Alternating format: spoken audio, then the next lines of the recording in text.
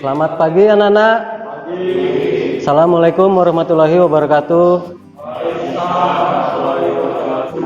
Ya, untuk memulai pembelajaran kita hari ini, alangkah baiknya ketua kelas memimpin doa sebelum pembelajaran agar pembelajaran kita hari ini mendapatkan manfaat dan berkah buat kita semua. Ya, silahkan Budi untuk memimpin doa.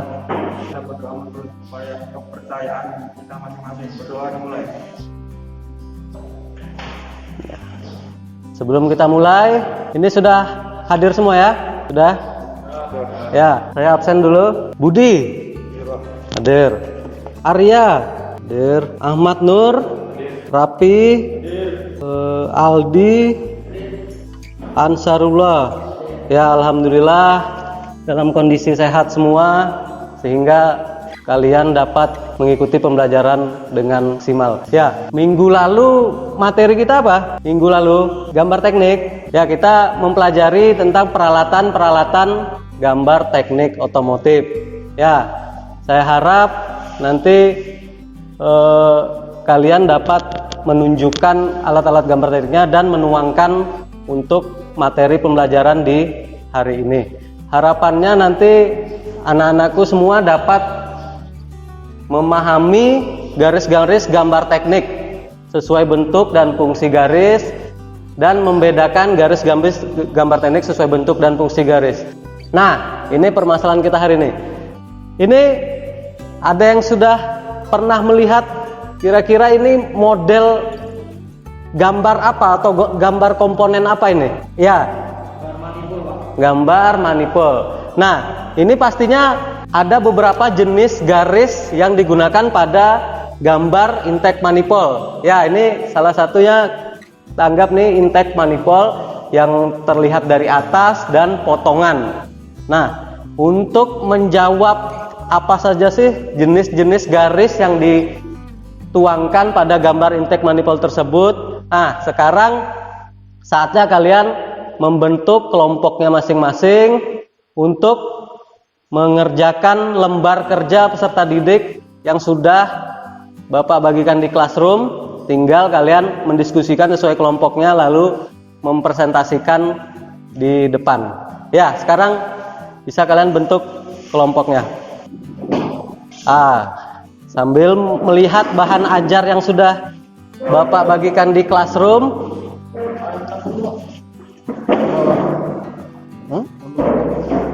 Ini kan diarsir, yang melengkung tuh apa garis apa? Garis ini bergores tipis. Kalau Yang di atasnya itu Pak, yang diarsir kan diarsir. ini nih garis tipis kontinu ya.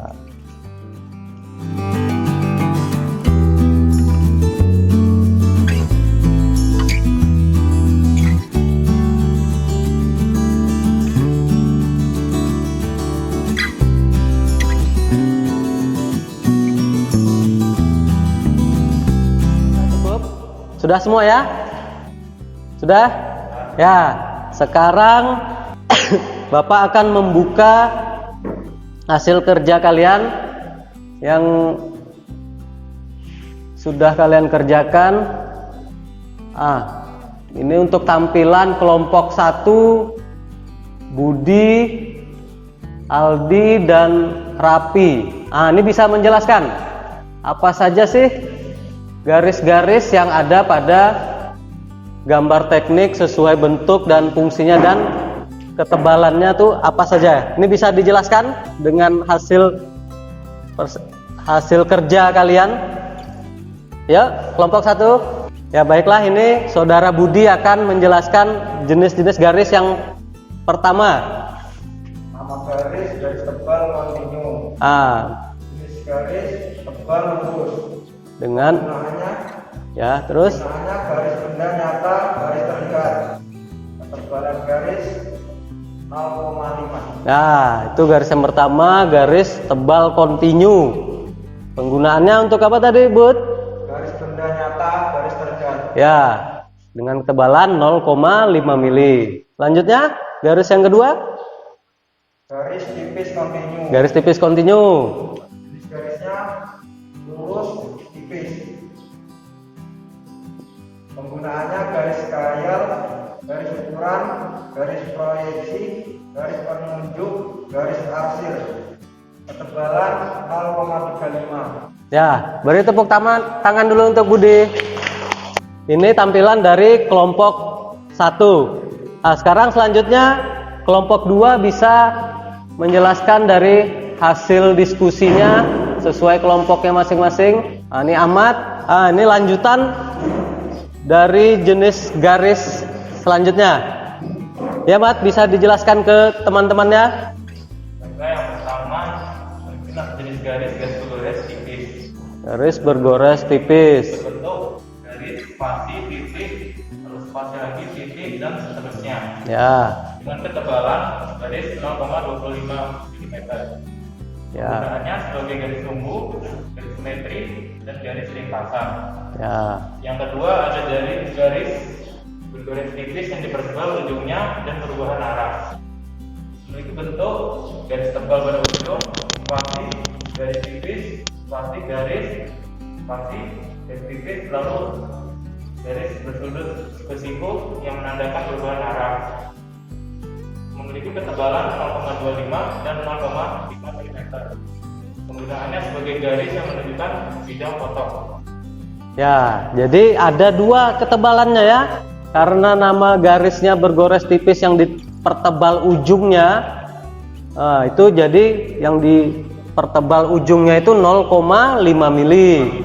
Sedangkan yang bagian selanjutnya atau tidak di tengah-tengah itu atau yang tidak di ujung itu 0,25 mili. Ya, beri tepuk tangan untuk Ahmad.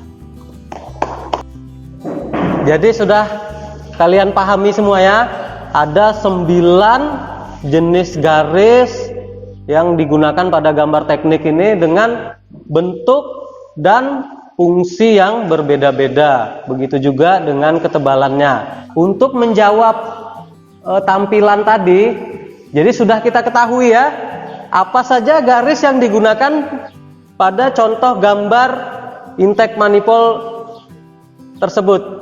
Ada yang bisa menentukan jenis garis apa nih yang digunakan pada gambar intake manifold di tampilan?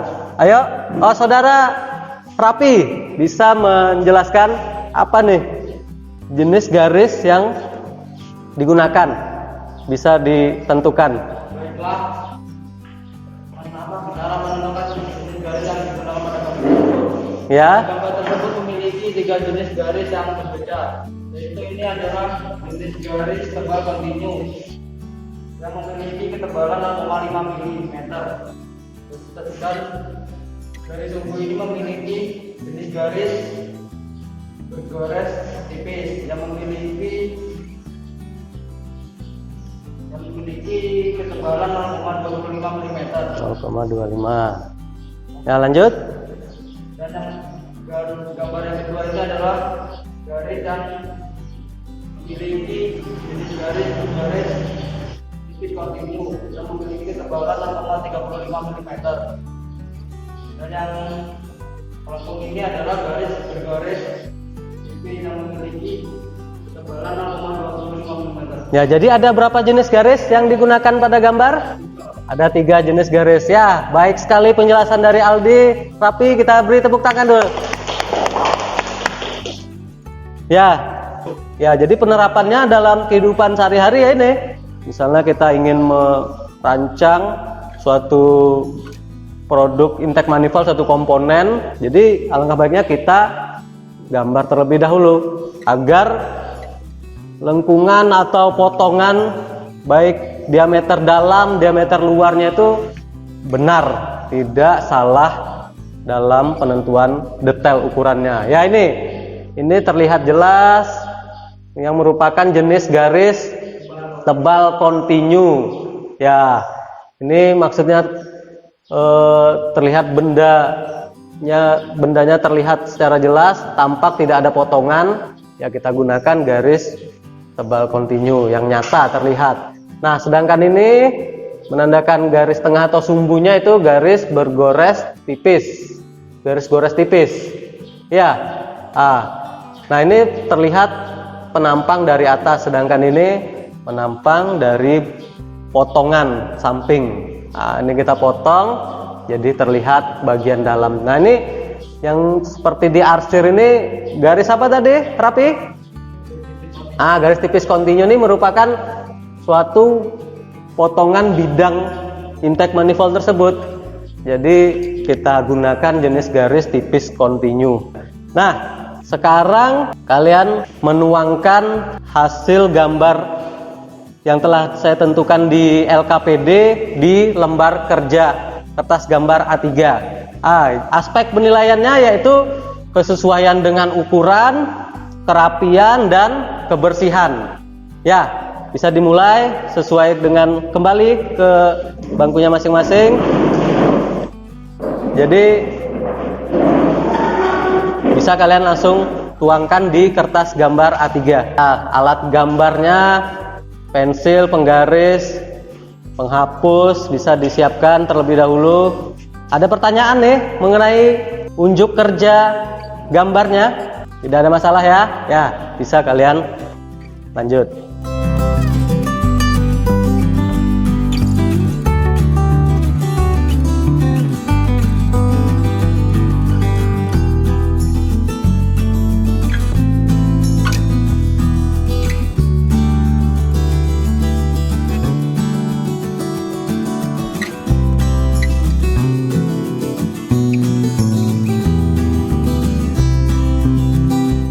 Alat gambarnya bisa disimpan kembali.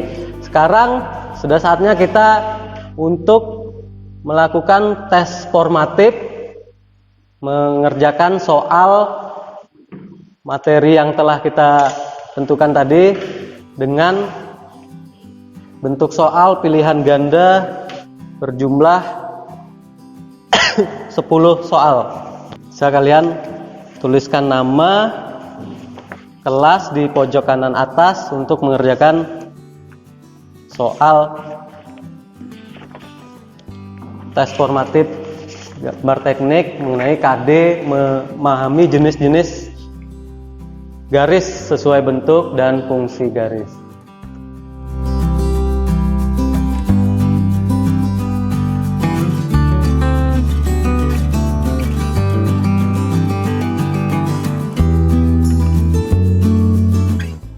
Bisa dikumpulkan, ya, dikirim ke temannya yang di depan.